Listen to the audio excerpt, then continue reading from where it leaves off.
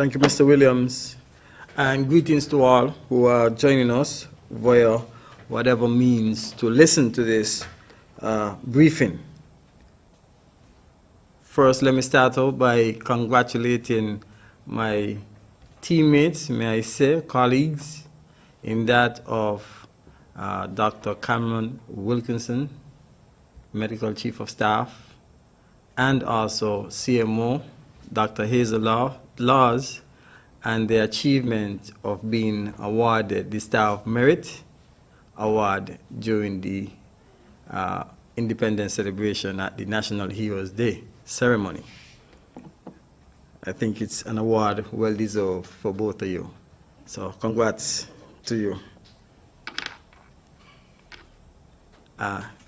Let's continue with our briefing today. Again, I will continue with saying that we are going to be the first to be last and the last to be first. And it seems that the theme is actually sticking with some persons. And they want to know, what are we doing in terms of reopening the border? That's the big topic.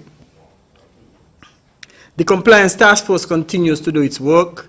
And again, I am appealing to all businesses, organizations, those in the areas of public transportation and operators within the tourism sector to continue to adhere to the protocols and remain vigilant. And you will see why I'm saying this, about remaining vigilant. Let us adhere to 1, social distancing and physical distancing. 2, the wearing of the face mask. It's a face covering that you ought to have on your person once you are in a public space, once you're in public transportation. It's very critical for you to exercise these protocols. Hand hygiene, sanitization protocols. We have been saying this over and over, and I am appealing to you, our good citizens and residents of St. Kitts and Nevis, to abide by the regulations. Again, the emergency powers are still in existence. We have the social distancing and physical distancing protocols. We have the wearing of masks, and we see what's required of you in terms of wearing your mask in public spaces. And also, we have Schedule 1 that speaks to the hand washing and sanitization protocol. It's very important, as you heard the announcement of the 2 additional cases that were imported into the Federation of St. Kitts and Nevis. I have been saying over and over, we have to learn to coexist with the virus now. Those 2 cases, I think, are properly isolated, they are properly contained, and everything that is associated in terms of the logistics to ensure the minimal exposure to our citizens regarding those 2 imported cases have been carried out by our frontline personnel. So I don't think there's no need to panic, there's no need to for fear. The only need there is for us to exercise all the protocols that are there for you to follow. I also wish to update you on the 13 Haitians that would have entered our borders illegally. As of the 15th of September at about 14:10, that's 2:10 p.m., 12 of these illegal immigrants would have been repatriated to Haiti, while 1 remains warded at the JNF General Hospital. So 12 were repatriated while 1 remains warded. And this is the reason why we are enforcing the protocols. Person said, well, Mr. Samuel, there is no case of coronavirus. There is no coronavirus here. There is nothing here. However, we don't know what could happen at what time. We have other Caribbean regions or islands that have actually had challenges with the illegal movement of persons and vessels. For example,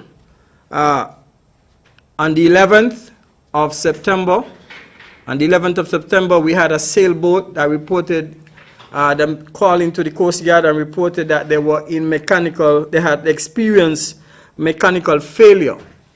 And this vessel would have had one of its, the shaft for the engine would have been broken, and they would have had to be assisted into our waters. I must report to you that they would have anchored off the Matnite area in the sea, and they have now left the Federation after repairing the vessel. There was absolutely no contact between the persons, the two crew on the vessel, and our citizens of our residents of St. Kitts and Nevis. Subsequently so, we also had one vessel that was traveling from Guadeloupe to St. Martin. And while reaching in the vicinity of St. Kitts and Nevis, they reported that they were low on fuel and requested to come into our waters to refuel. These are some of the incidents that we are talking about in terms of we doing the necessary things to continue the protocols, because our borders are porous. Coast Guard is doing an excellent job, but anyone can enter our borders and basically import the virus. So I am appealing to our citizens to remain vigilant, and if you see something, say something in the interest of national safety and security for all. We continue with our hurricane preparedness. As we know, we are in the peak of the hurricane season. Our state of readiness is satisfactory, and in the hurricane basin right now, we have Hurricane Teddy, and we also have now Tropical Storm Wilfred. We will be monitoring Tropical Storm Wilfred closely as it progresses in the Atlantic. Again, I'm appealing to persons to continue to review your hurricane preparedness plans, and if you don't have one, please prepare one. Do not wait until the last minute for you to do any preparedness measures.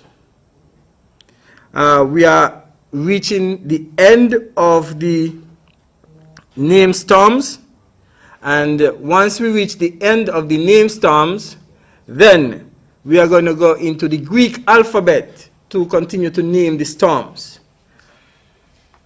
I don't want to speak too early, but I am quite happy for now that St. Kitts and Nevis has been spared, and let's continue to pray. So let's look at the 3-day forecast for over the weekend. So on Friday, we are looking at partly cloudy with a moderate chance of localized showers. On Saturday, we are looking at partly cloudy with a moderate chance of afternoon showers.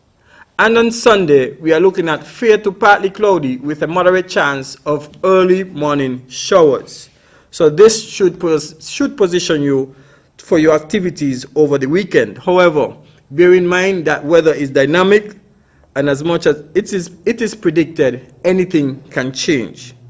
And I wish to end my presentation by wishing everyone a happy 37th Independence, Resilience, Innovation, and Security for Independence 2020. That is the theme. Thank you very much, and we await your questions.